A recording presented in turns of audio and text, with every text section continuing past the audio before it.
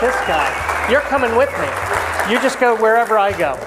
Let my people go to Sunstone. That's, wow, my people, my former people, I'm sorry. I can't be totally amongst you. I don't know how I follow Sister Dottie. I don't know how I do that. I've been thinking through my best material, and I don't think I have anything that can compete with Salamander Handler.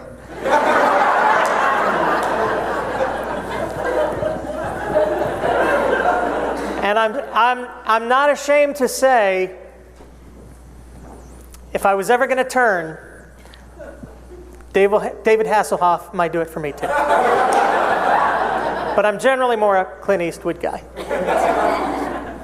Now, I'm not going to assume everybody here knows what the show is or has seen everything. So let me give a little introductory before we play this first clip. I play God on the show, if you didn't catch that from the introduction there. Now, I want to say in general, I am not for people playing God.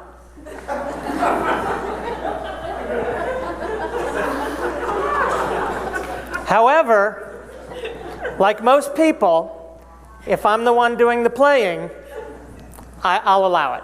I don't mind it so much. It's just I just don't want you doing it. Now,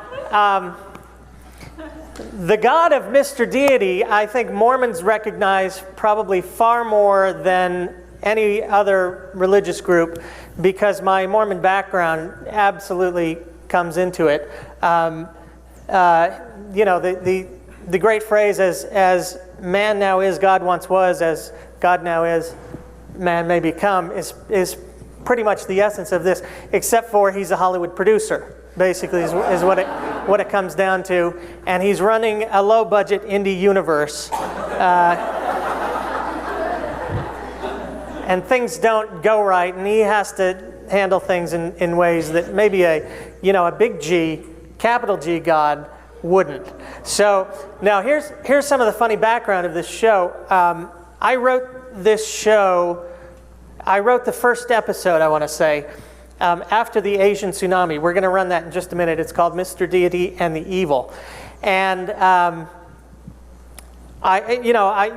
when something like that happens, when we lose 250,000 people in the blink of an eye, basically, it's hard to, imagine a good and loving and all-powerful God, the classic problem of evil.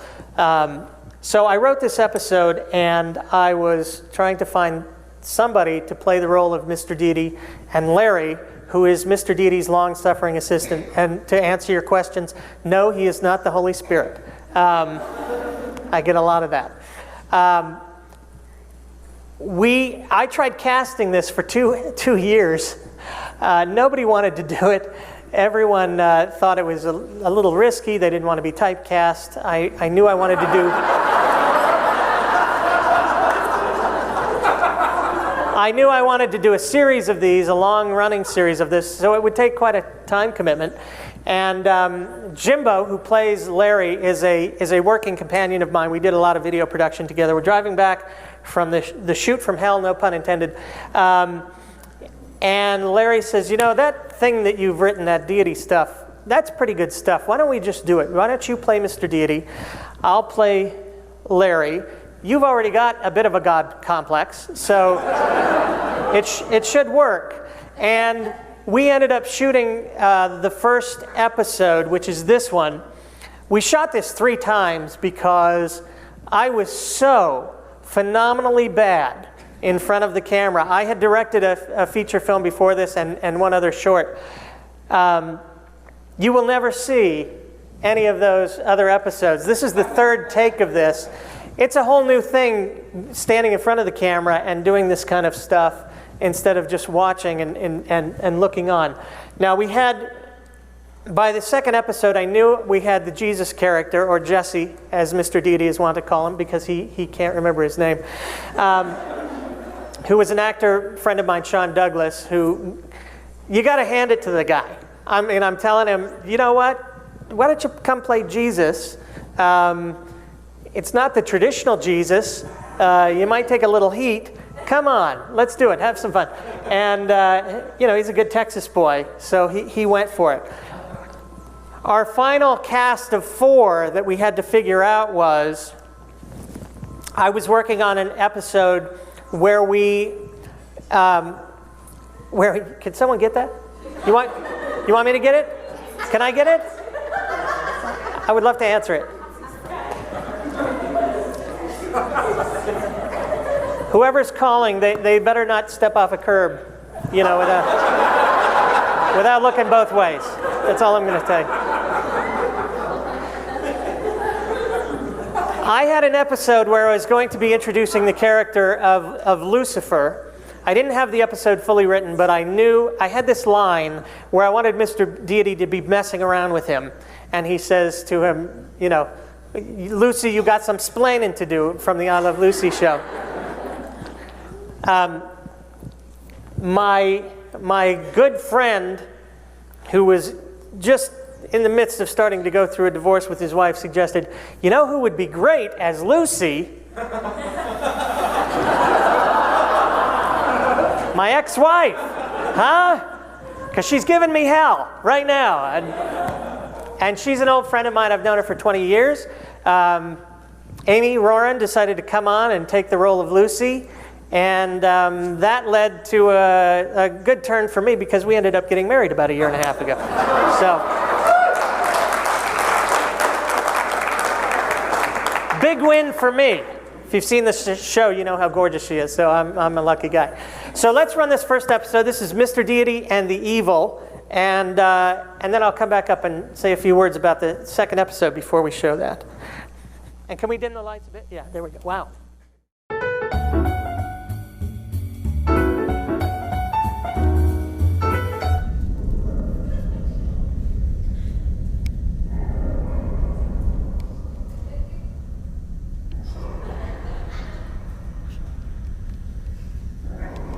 So what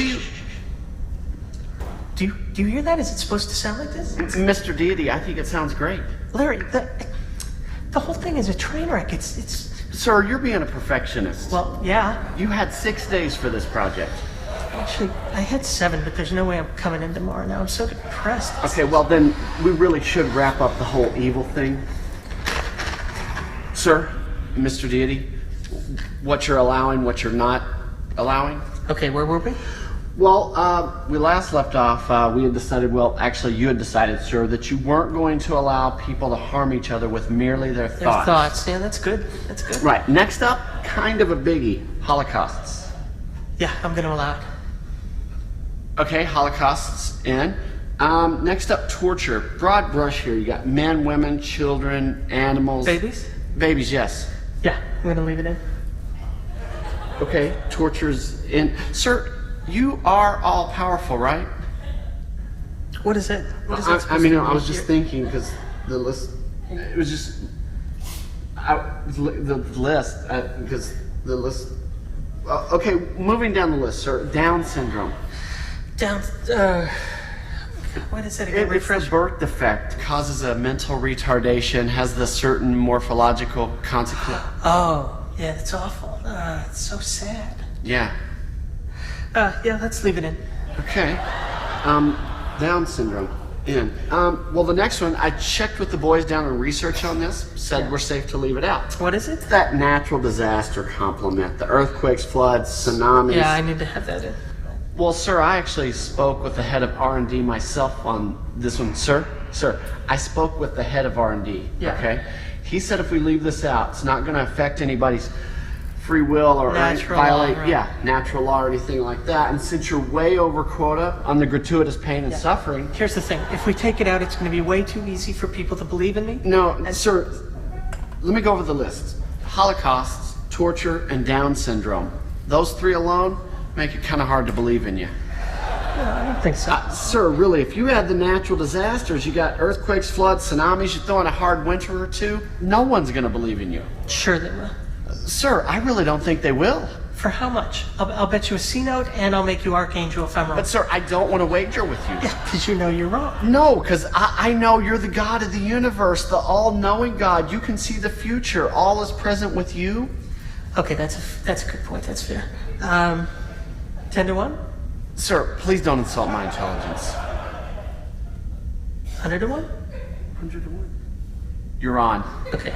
So is that it? Can we go, or is... No, not even close. Conjoined twins.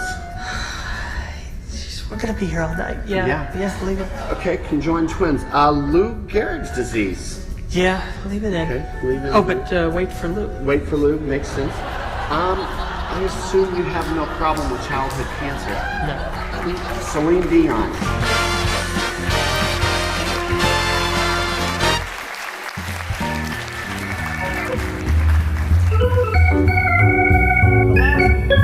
The last line there always gets missed. The last one is Celine Dion.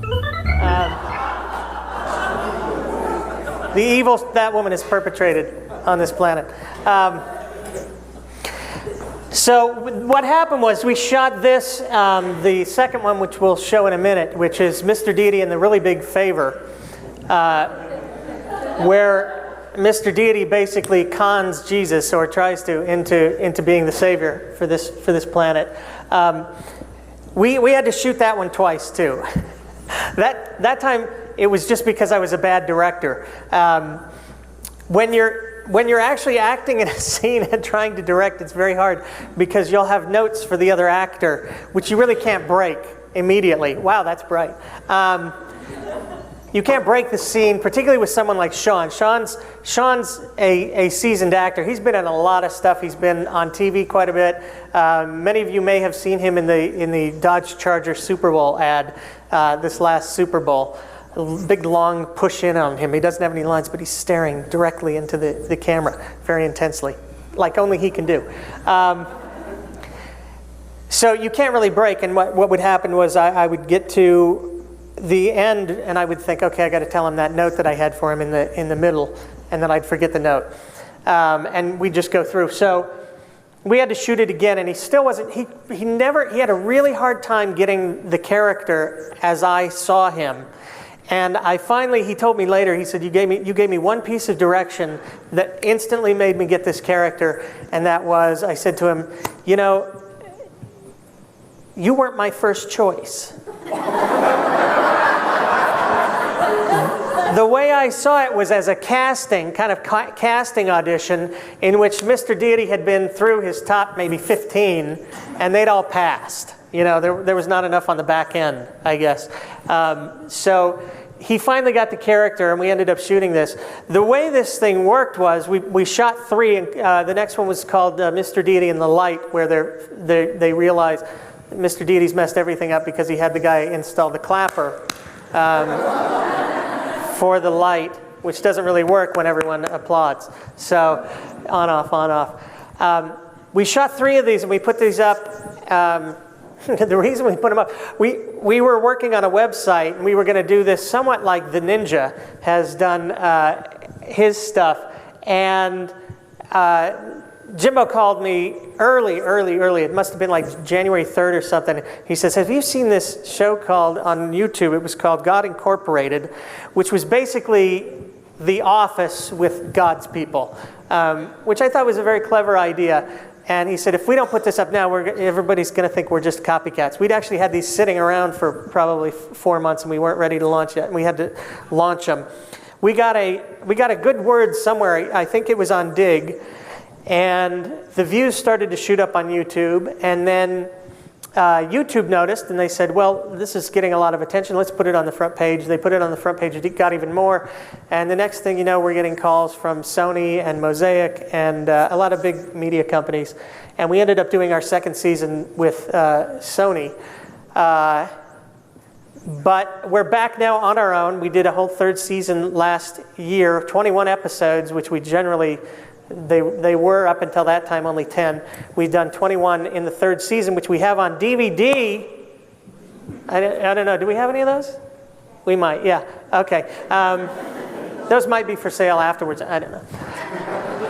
But let me show you this. This is called Mr. Deity and the Really, Really Big Favor. And I think you'll see why. Let's run that.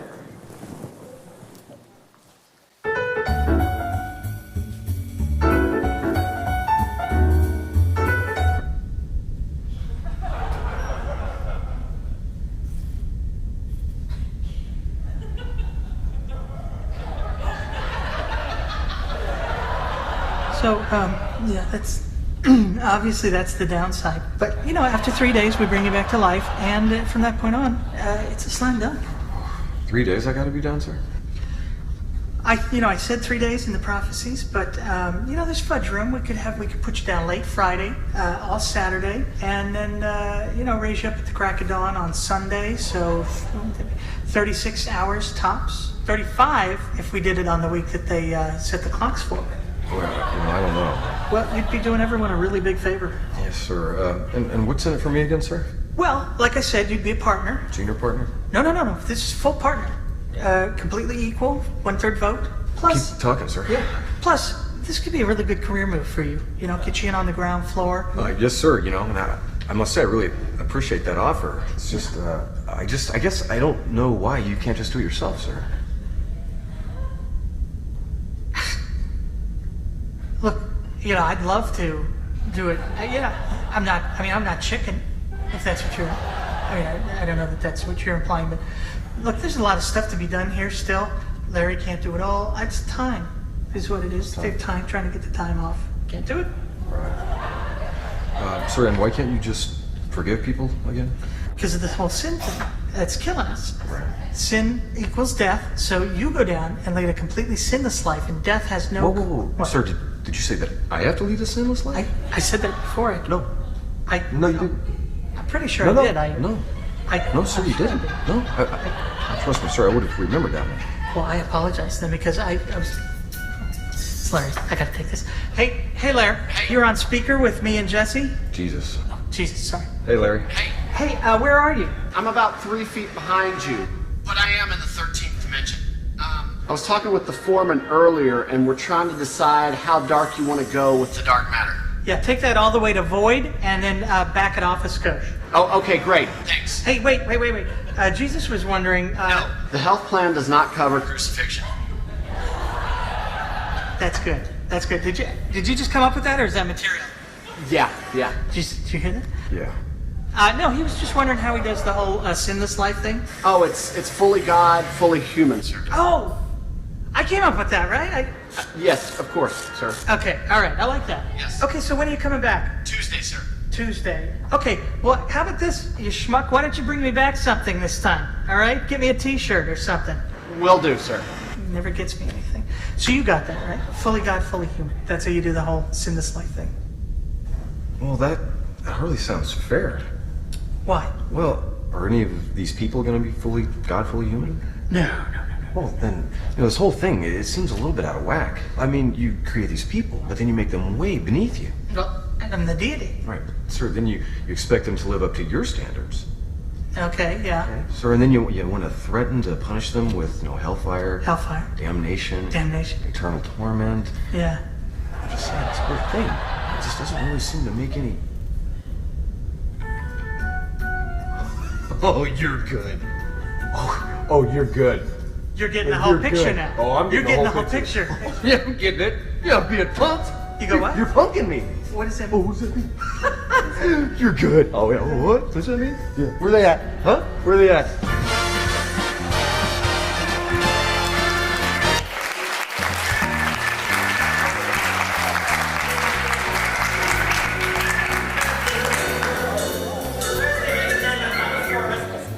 That's my term, by the way. If you use that, you have to pay me a royalty, foreman. I came up with that in a jacuzzi in San Diego in 1994. So it's definitely mine. I got to get that copyrighted.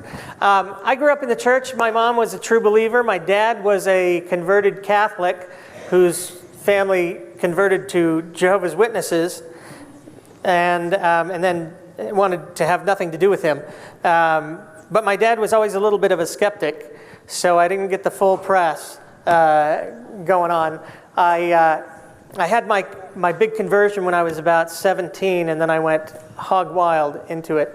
Or as I love that phrase. That's a Woody Allen phrase. I got religion with a vengeance, and studied like crazy and read everything. I was going to go on a Mormon mission when I was actually in the MTC.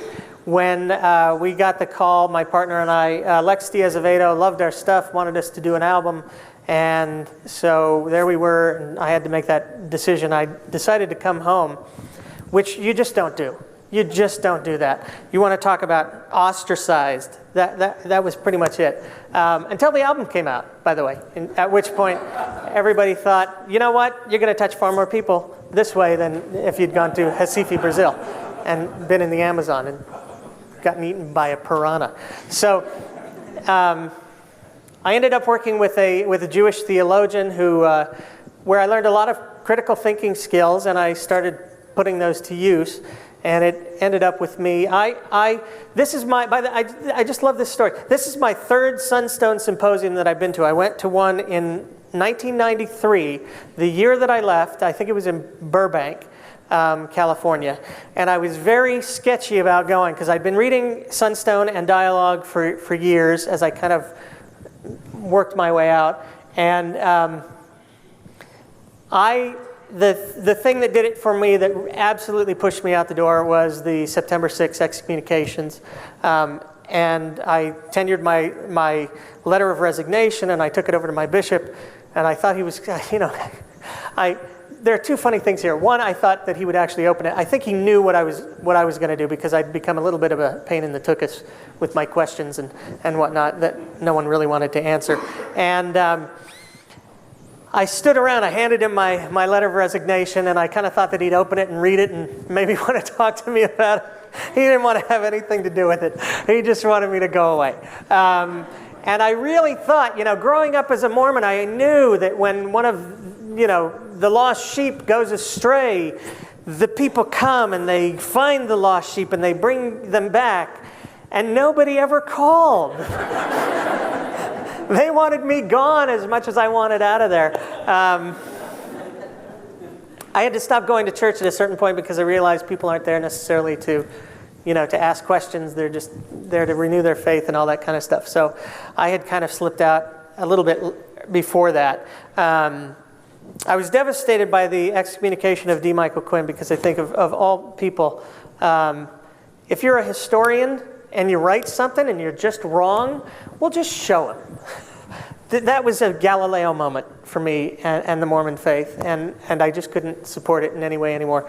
And I left, and I had 2 years of trying to figure out who the heck I am and what I think and all of that stuff. And ironically, of all people, the person who led me to most to how I think now is Dr. Laura Schlesinger. How's that for irony? People don't know this, but before she got religion with a vengeance, and hers was much more vengeful than mine, she was a skeptic. She was on the board of Skeptic Magazine, which was a publication produced out of Caltech by a man named Michael Shermer, who's one of probably the most famous skeptics on the planet right now. She had written an essay about false memory syndrome, and it was in a Skeptic magazine, and I picked up the Skeptic magazine because she'd mentioned it, because I was still very, I'd left Mormonism, but I hadn't left a lot of it. And I read this article, and then I started thumbing through the magazine, and I thought, oh my gosh, this is how I think. This is what's going on. And I ended up joining up with Caltech and the Skeptic Society and all that, and we've done a lot of stuff with them ever since. Now, we're going to do something that we don't do that often, and that is we're going to do a live episode, which is very scary, because we usually do this in front of cameras with 17 takes. And so it's not something we're used to doing, but we have rehearsed. You'll be happy to know. So this is not going to be awfully terrible. This is an episode from our third season where we got a little bit more aggressive on some things, but what we do with Mr. Deity is we take episodes and we concretize them. We take these abstract ideas like Mr. Deity and the evil. Well, my Mormon background is great for thinking these things through, because there is a being who exists in time and has to make decisions about how the world is going to be and all that kind of thing. And you realize that with our planet, the way it is, an all-powerful, all-knowing, loving God did really have to at some point say, okay, I'm going to draw the line here.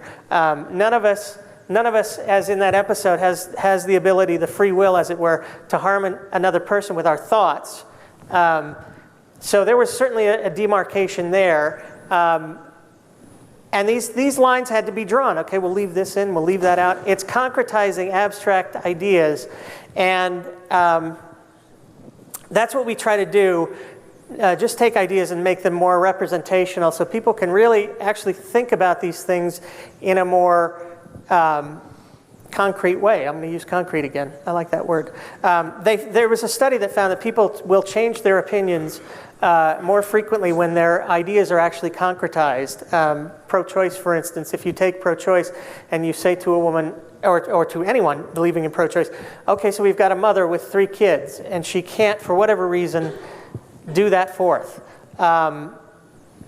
What are you going to do with her? Let's concretize it. What are we going to do? Are you going to put her in jail? Are you going to put the doctor in jail? So now the kids are in foster care without a mother, or maybe with a father alone, no mother. Is that what you want to do? Well, okay, maybe not. And when things become concrete and we're looking at them for real, for the first time we go, oh, well, wow, maybe not. Maybe we won't do that. So we've tried to do that all throughout the 3rd season. We're doing that now with the 4th. Our 4th season is a prequel season where we're actually going back to where I have no reference material. It's before the Big Bang, and we see how Mr. Deity comes about. Now, probably there more than anything else, I'm drawing a little bit more on my Mormon background, because Mormonism doesn't have this kind of ex nihilo creation idea where we all just spring into existence, everything springs into existence. There's a pre-existence. Larry's certainly pre-existing. I'm pre-existing in a void of nothingness. You want a writing challenge? Try to figure out what a timeless being is doing in a timeless void and make that interesting. That was my first episode of season 4, which nearly killed me. I almost went to a ward, but it was a different kind of ward for that one. So I'm going to welcome up my beautiful wife, Amy Roran. Do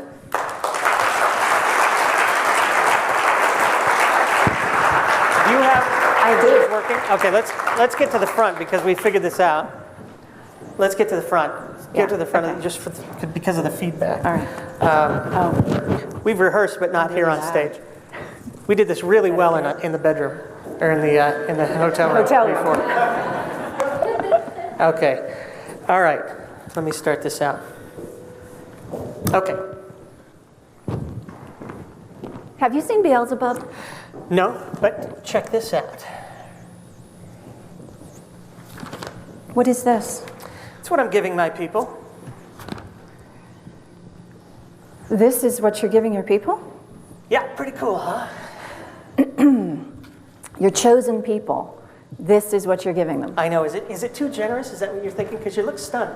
I was just thinking, I can give them anything, being me, but this is a really unique gift, right? If you were shooting for unique, this is unique. I mean, you hit it out of the park. I know. I slammed one grandly between the uprights, or I don't know the terminology, but I know I hit a homie. Wow. Has Larry or Jesse seen this? No, they're still at the Dark Matter showroom. Still? They haven't found them? I specifically told Larry, whatever you do, do not set your keys down in the Dark Matter showroom. You will never see them again. They're never going to find them now.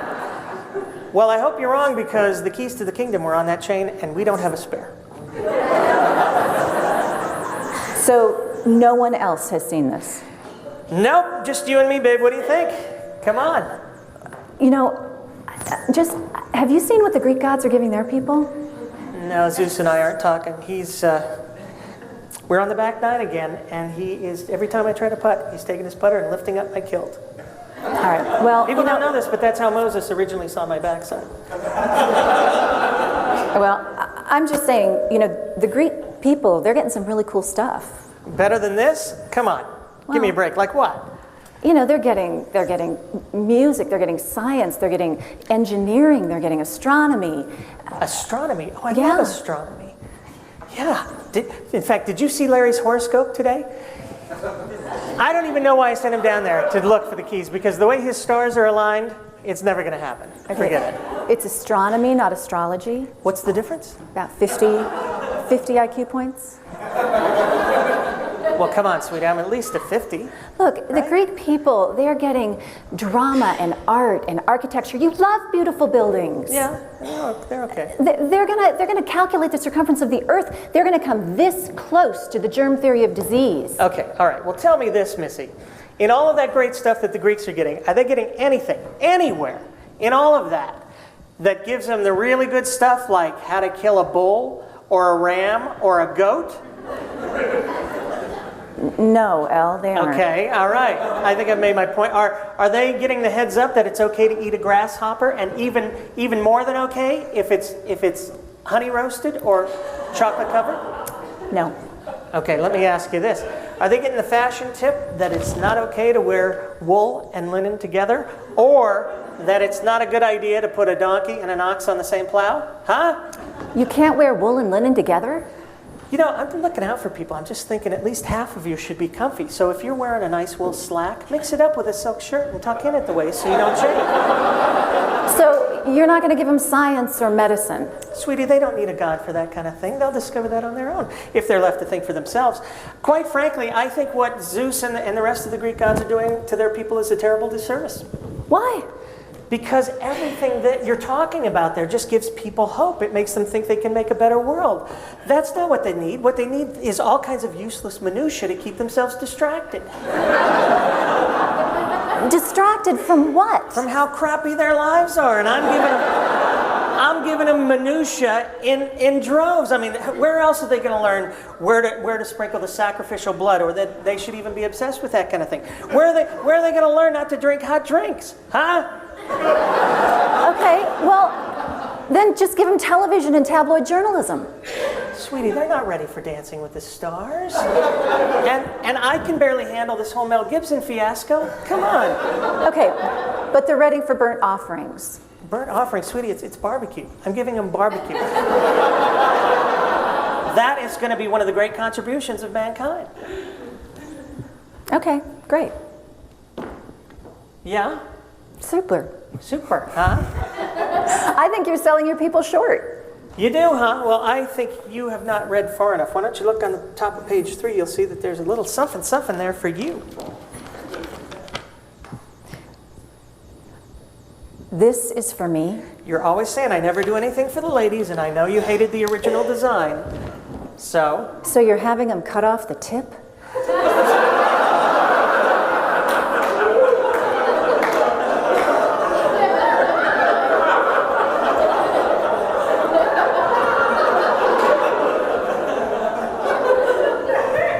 Well, it was either that, it came down to that, or giving them the right to vote. And this, not.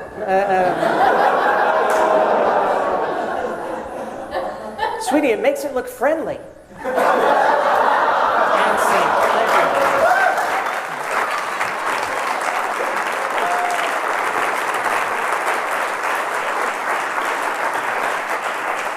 Thank you. Thank you. So that's one of my favorite end lines, by the way, of all the show. And that was an ad lib, was it not? If I remember correctly, that was not originally the last line of the. I can't remember what the last line now was. It wasn't as good, though. I'll tell you that. So we did a year with Sony. We ended up going for 1 year and doing 10 episodes with Sony. At which point they said, we're moving Crackle, which is the company that we ended with. They were bought by Sony. We're moving Crackle in with Sony Pictures Entertainment. And because we're doing that, you know what we'd like to do with season 3? We want to get big stars.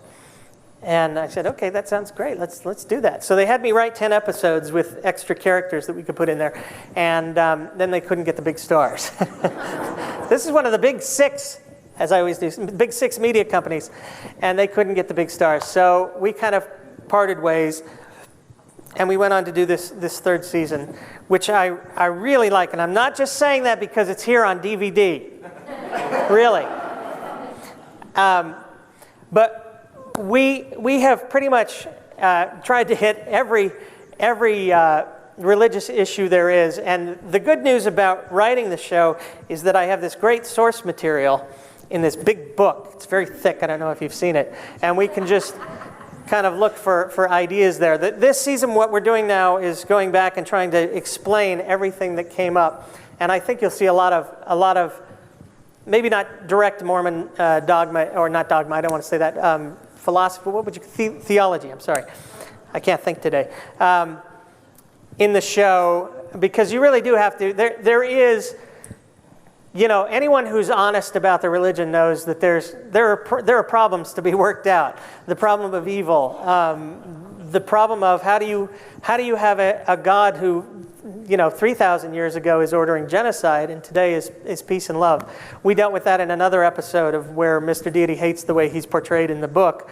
He looks like Sybil, because in the first half he's you know, shooting first and asking questions later, and then next thing, you know, he's all peace and love. So we've not begun to even mine this trove of great material. So we're going to be able to keep doing this for quite a while. I don't want to push too much, but we are supported by our fans, and they have been great to us, and they've kept the show going. What you would not probably believe is the show. We try very hard, I kept so much of my Mormon sensibility. I'm still a good Mormon boy at heart, basically. Is that not true? Okay.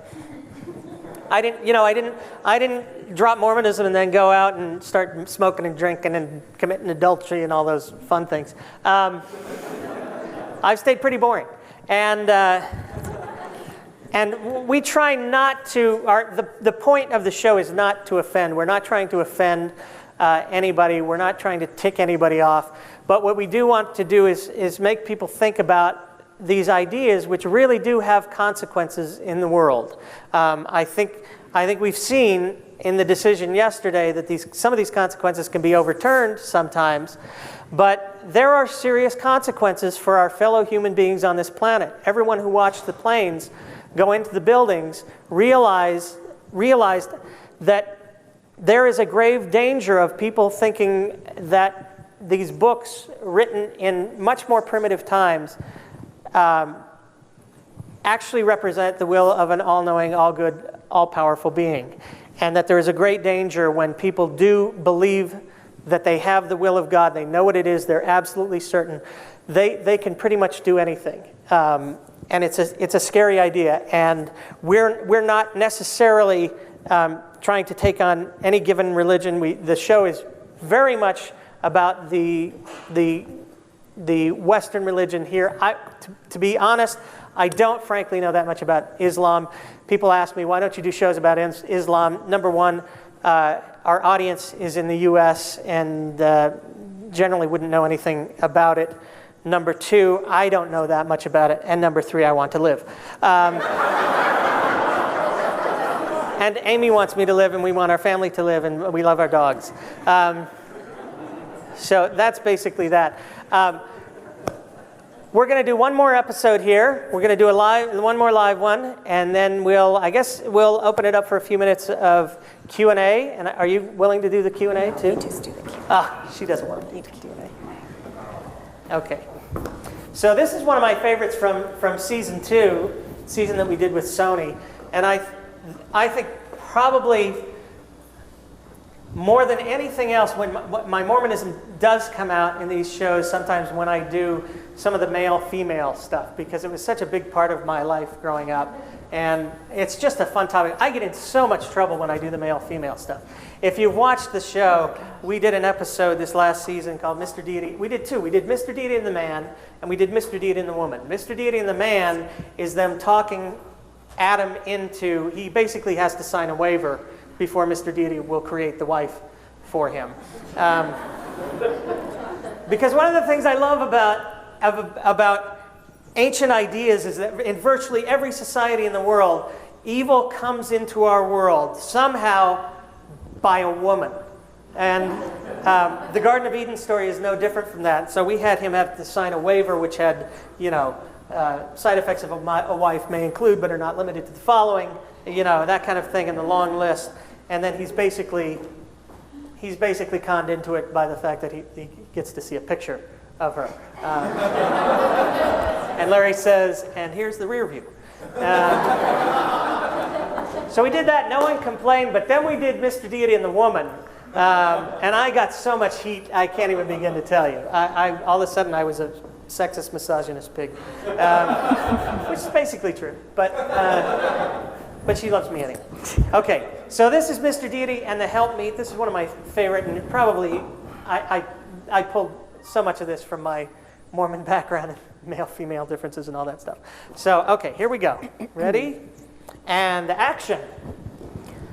I just got off the phone with Larry, and he tells me you're having the women do the birthing. Is this true? Yeah. I thought we discussed it, and you agreed to have the men do the birthing. You know, anatomically, it's just easier this way, all right? Great, this is dandy. Okay, what exactly are the men going to do? What are the men going to do? Are you kidding me? There's all kinds of stuff for the men to do. Like what? Like what? Please, Are they going to cook? there's stuff. Are they going to cook? No. Are they going to clean? No. Are they going to run the kids around? No. Did you at least give them nipples so they can do the breastfeeding? I did give them nipples, yes. Okay, all right, so they will do the breastfeeding. No. Okay, is this your idea of an helpmeet? A what?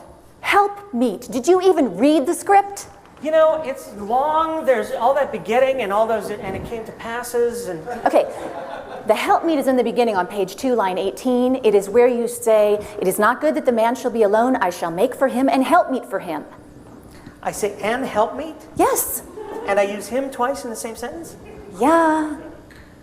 Well, cheese and rice, who approved that mess? You are missing the point. I'm missing a proofreader. Who uses and with an H word? That's an horrendous idea. And I got to tell you something else. I have no idea what an helpmeet is. It's a partner. It's like two halves of a tennis ball coming together to make a whole. Really? Yes. Well, that's beautiful. I know. I was so proud of you when I read it. I mean, it's not in any way realistic, but it's a beautiful idea. Okay, so that's it. So the women are going to do everything. No, the men are going to do things. They're going to be the thinkers, you know? They're going to invent things. Wheels, pulleys, levers. Labor-saving devices. No, not all labors. Actually, yeah, those are all labor-saving devices. But hey, you know what? They're going to invent the dishwasher, too. That's going to be a big boon for the ladies. So the women are going to have to do the dishes, too? Well, sweetie, that's cleaning. That's part of the cleaning thing. Okay. And unless they can find a really good man. Okay, let me get this straight. A woman is going to spend hours over a hot stove making a healthy, nutritious meal for her family, and she has to do the dishes afterwards? Yeah, like because of the cleaning thing. I said they clean. And the men don't have to clean anything? No, the men will clean things. They'll clean cars and, hold on, I know there's something else. I said cars, right? Clothing? I'm sorry, what? Clothing? Clothing? No. Bathrooms? No. Themselves? I think it's just cars. Okay. Are there any other changes I need to know about? No. You're sure? Yeah. Okay, because you know that I need to understand human nature or everything we do down here gets thrown out of whack, I know. right? I know, I understand. Okay, all right. So they're still going to help out around the house. They're still going to take out the trash. They're still going to put up with her mother. And they're still going to be really good listeners, right? Oh, this is unbelievable. Did you read this? They're not going to be really good listeners anymore? I'm sorry, what was the question? And scene. Thank you very much. Thank you.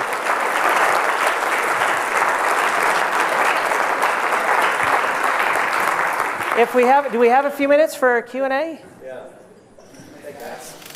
Meaning of my questions about is the hokey pokey what it's all about? If that's what you call it, yeah.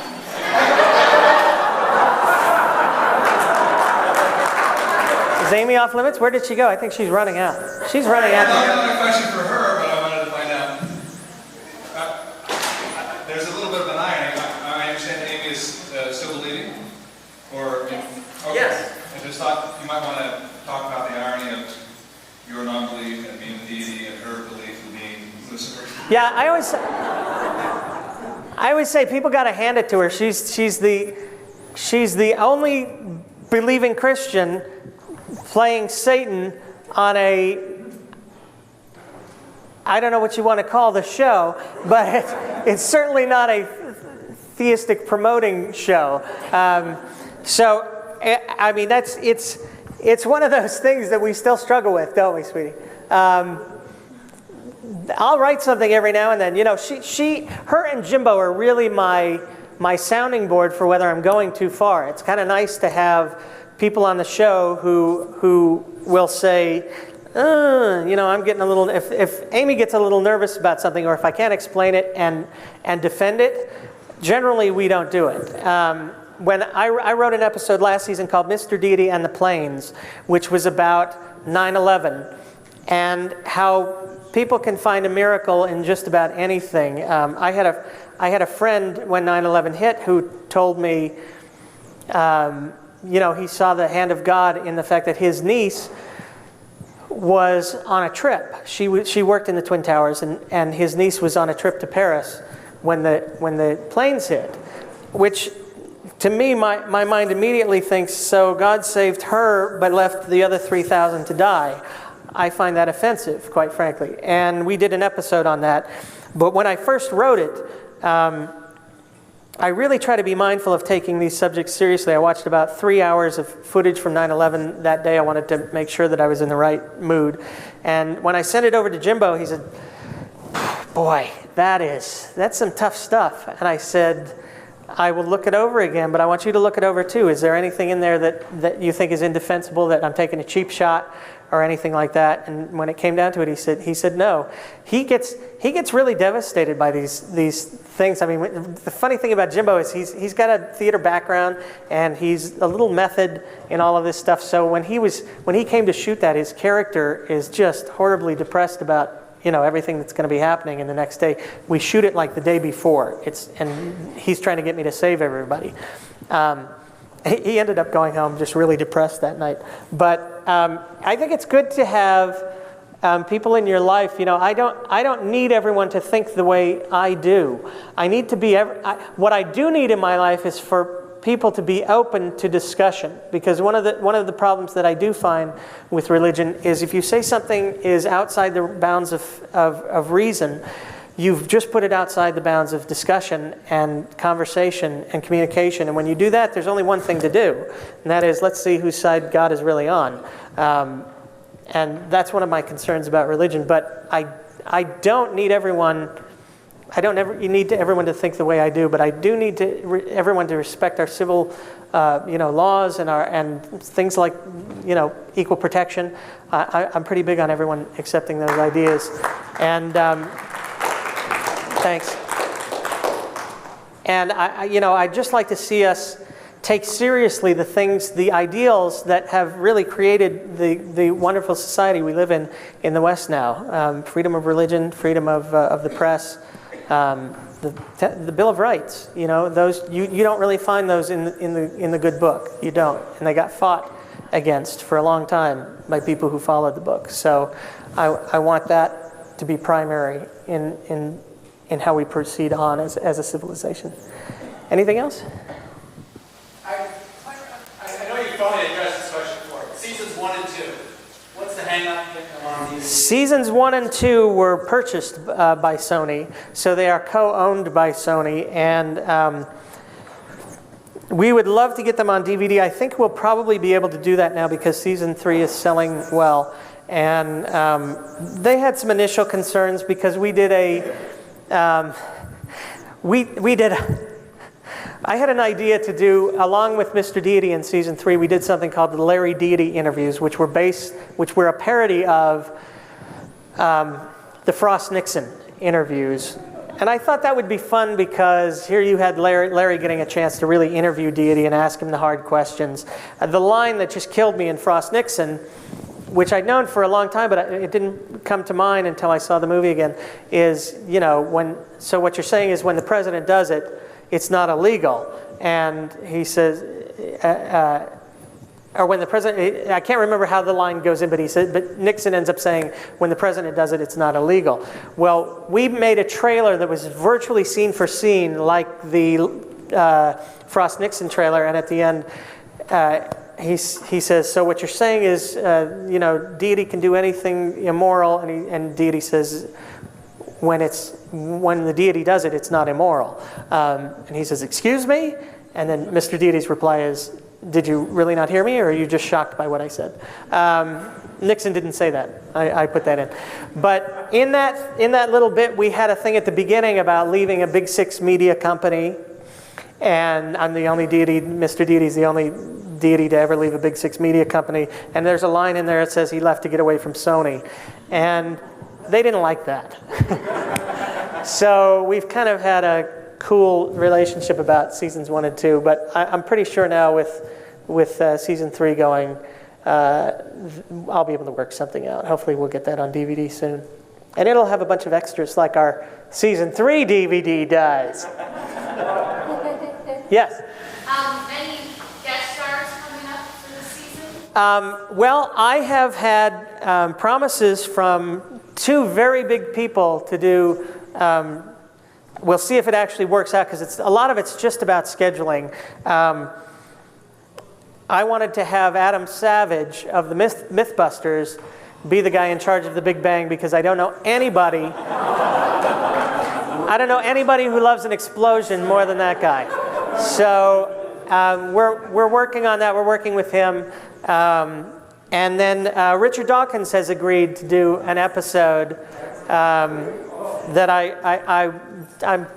I'm still thinking about how I want to use him. He's a really good guy. I've met him several times, and I had a chance to talk to him about for an hour and a half at TAM a couple weeks ago. And he's such a good sport, such a nice man. I know he comes across sometimes as just the most as an angry atheist. And I feel his pain a lot of times. It's not my take. It's not the way I go at things. But he is very much concerned just about the world that we live in, and can we endure going on with people thinking that other people who are infidels deserve to die. It's a big concern of his, and he lives closer to that whole ideology than we do. So he's very concerned. But that's going to be fun. I think I'm probably going to do a dream sequence with him, which I think would be fun, where he gets to chat with Mr. Deity. All right, anybody else? Last one. Last question. What's up with the bananas? What's up with the bananas? We've had a thing. What everyone has to do is go to YouTube and look up The Atheist Nightmare. There's a man named Ray Comfort who has this organization, Way of the Master, which we're now parodying. Our newsletter is called Way of the Mister. And he has a very famous video where he shows you how the banana is the atheist nightmare, because it's so perfectly designed. It has 4 ridges on one side, 1 on the other. It has a tab like a soda can that you can pull off, and it's shaped just so that it goes right into the mouth. It's the perfect size to fit into the mouth. Blah blah blah blah blah. It's obviously a sign of God's design. What he didn't know when he shot this thing was that the domesticated banana that we have is the result of not natural selection, but human breeding to get it to look that way and to taste that way. A naturally grown banana is a horrific thing for a human being. It doesn't look anything like you're used to seeing, and it's not really all that edible. So we parody him and we mock him every chance we can get. So thank you very much for coming and for staying. Thank you.